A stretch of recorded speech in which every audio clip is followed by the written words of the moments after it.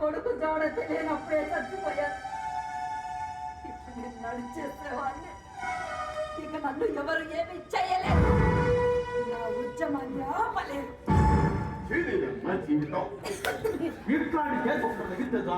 Uniform తీసేసి రాజీనామా చేసి బస్ స్టాండ్ ముక్కలకి కొట్టి టోకెన్ అమ్ముకోవాలి. ముసలి శారీరకంగా వీక్ కానీ మెదడు మాత్రం బాగా చురుకు. అందుకే కేసు అన్నా కోర్టు అన్నా భయపడలేదు.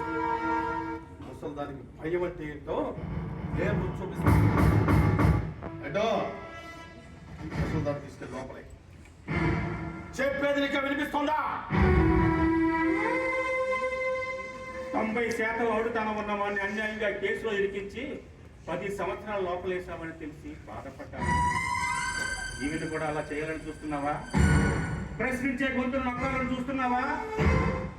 నీకెవరో చెప్పారు ఆమెను అరెస్ట్ చేయమని. వాళ్ళని తృప్తిపరచడానికి నువ్వు ఇదంతా చేస్తున్నావు నాకు అర్థమైంది. ఈ ఉద్యమం ఎంతకు ఆగదని వాళ్ళకి చెప్పండి సార్. ఆవిడ చేస్తున్న పోరాటంలో ఏ తప్పు లేదని వాళ్ళకి చెప్పండి సార్. ఇది చెప్తే కాస్త పరంగా ఉంటుంది సార్. ఎంతైనా ఆఫీసర్ కదా సార్.